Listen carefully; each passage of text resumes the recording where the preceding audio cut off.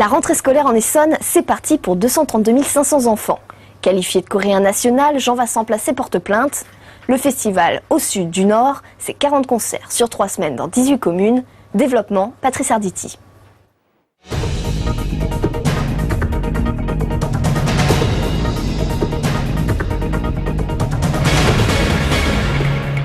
Bonsoir et ravi de vous retrouver. C'est évidemment par cette rentrée scolaire que nous allons débuter ce tour d'horizon de l'actualité. Le même scénario chaque année. Cette fois, ils étaient presque 233 000 en Essonne à se réveiller sans doute plus tôt que ces derniers jours et pour certains avec un petit pincement au cœur pour se rendre à l'école. Les petites classes accompagnées parfois de leurs parents, encore plus stressées, et les grandes classes pour ce qui concerne les lycéens. Claire Colombel a vu lors de son reportage des sourires et des séparations délicates lorsqu'elle s'est rendue. C'était où? À l'école Coquelicot-Myosotis de Massy. Ce matin à 8h20, parents et enfants mettent les pieds certains pour la première fois à l'école. Le premier jour, c'est toujours un peu dur et stressant pour tous. C'est lever tôt, préparer tôt, faire notre sac à dos. Et puis nous voilà. Il n'était pas stressé. Lui personnellement, c'est plutôt les mamans qui sont stressées parce qu'on se dit qu'on va le laisser toute la journée. C'est un grand moment, ouais. D'autant qu'elle est jeune encore, elle est de la fin de l'année, donc elle n'a pas encore 3 ans. Pour l'instant, ça se passe super. Il y a même des puzzles. Donc, c'est comme c'est une grande passion pour Carmen. Ça se passe très bien. Dans cette classe de petite section de maternelle, les enfants de 3 ans arrivent entre 8h20 et 9h10 de manière à faciliter leur intégration dans la classe. Cette technique, expérimentée pour la première fois dans cette école, est appréciée par l'enseignante qui a un peu plus le temps de réconforter ses petits bouts. Chaque année, il y a toujours des enfants qui pleurent, donc cette année encore.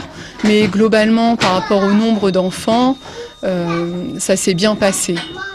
Donc, et puis le premier jour, c'est pas forcément le premier jour où les enfants pleurent parce qu'ils ne se rendent pas compte qu'ils vont revenir tous les jours. Et donc parfois, c'est le lendemain, les jours suivants. Au bout d'une heure, tout le monde commence à être calmé et à prendre ses repères dans la classe. Au fil des semaines, ces 27 jeunes élèves vont apprendre la vie en groupe, le partage, l'autonomie, donc savoir mettre ses chaussures, s'habiller, faire une activité seule, et le respect des règles. Le but, à la fin de l'année, être prêt à rentrer en moyenne section. Le sud du département à présent avec la mairie d'Étampes qui inaugurait aujourd'hui le nouveau groupe scolaire Le Petit Prince. L'école accueille 90 maternelles, 120 élémentaires. La structure multi-accueil, quant à elle, est ouverte à 50 enfants. Les élèves étaient évidemment au rendez-vous en ce premier jour de rentrée. Il faut savoir que le nouvel établissement répond à de nombreuses normes écologiques et qu'il offre un environnement de travail très adapté aux plus petits. Cela dit, si la rentrée des enfants s'est effectuée aujourd'hui, celle des enseignants et directeurs d'école, elle a lieu en fin de semaine dernière pour mieux évidemment accueillir les élèves ce matin. 9h, vendredi matin, les 12 enseignants de l'école élémentaire Gatineau de Montgeron sont réunis autour de la nouvelle directrice de l'établissement. Pendant toute la matinée, ils organisent les différents services de récréation, les activités sportives et cours de langue encadrés par des intervenants, font les derniers ajustements concernant la répartition des classes. Bref, tout est mis au point pour être prêt le jour J. Rôder, c'est peut-être un petit peu présomptueux. En tout cas, les choses seront organisées. Lundi matin, tout le monde sera en ordre de marche et tout le monde sait à peu près ce qu'il doit faire. Et de façon à ce que l'accueil des enfants soit le meilleur possible. Après une petite pause déjeuner décontractée, les enseignants travaillent dans leur classe tout l'après-midi.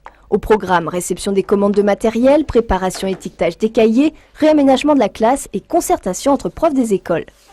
On est 2 enseignants à accueillir justement des CE1, donc cette demi-journée nous permet également de nous concerter sur l'organisation de l'année, c'est-à-dire quel domaine de compétences nous allons travailler par période, sachant qu'une période justement est séparée par les vacances. Et donc c'est l'occasion de faire ces échanges-là et d'avoir une certaine continuité sur l'année. Après 2 jours de préparation, Nicolas entame aujourd'hui sa 13e rentrée scolaire. Et comme chaque année, la première journée sera dédiée à la prise de contact entre enfants et enseignants. Il n'est pas du tout content, Jean-Vincent Placé, le dirigeant écologiste très bien positionné par le PS en Essonne pour les sénatoriales, n'a pas du tout apprécié d'être qualifié de coréen national par le député du Doubs, Alain Marlet, ce dernier, estimant que le Vert allait avoir, je cite, chaud aux plumes à propos de ses chances de victoire. Alors immédiatement, les réactions se sont multipliées. Si Carlos da Silva, le numéro 1 socialiste en Essonne, condamne fermement ses propos, Laurent Béteille, le sénateur maire UMP de Brunois, estime que coréen, ce n'est pas une insulte et qu'il s'agit seulement d'une maladresse. Fin de citation. Dans l'affaire des emplois présumés fictifs de la mairie de Paris, Jacques Chirac n'assiste pas à l'audience d'ouverture de son procès depuis que l'on sait officiellement que l'ancien président de la République n'aurait plus, selon un certificat médical, l'entière capacité pour y participer. Et il y a deux camps en France et dépassant toute orientation politique, ceux qui exigent un procès qualifié de normal et d'autres qui voudraient qu'on le laisse tranquille. Petit thermomètre de rue. À cet âge-là, on le laisse tranquille. Il y en a d'autres à attaquer. Vous voyez ce que je veux vous dire? Bon. Je pense que moi, si demain je fais une bêtise et que je dois aller au tribunal et que je viens pas, je pense qu'on viendra me chercher. Donc je trouve que c'est pas normal qu'on fasse pas la même chose. Bon, qu'on trouve une autre solution quand même pour qu'on les laisse quand même en paix. Hein? Il est fatigué. Je trouve un peu aberrant qu'il joue sur sa maladie pour ne pas y aller. C'est trop tard, quoi. C'est pas, je sais pas, on juge pas les gens comme ça à 80 balais, quoi. C'était avant qu'il fallait le faire. Et c'est vrai que ça fait un petit moment, donc il peut y avoir prescription. Mais ça, c'est seulement les pièces qui peuvent, je pense, le justifier. Les lois sont faites pour tout le monde. Donc pour moi, il doit être présent à son procès. On l'a vu à la télévision, il n'a pas bonne mine. Donc son absence est justifiée. C'était un peu prévisible, vu ce qu'il y a comme charge sur lui.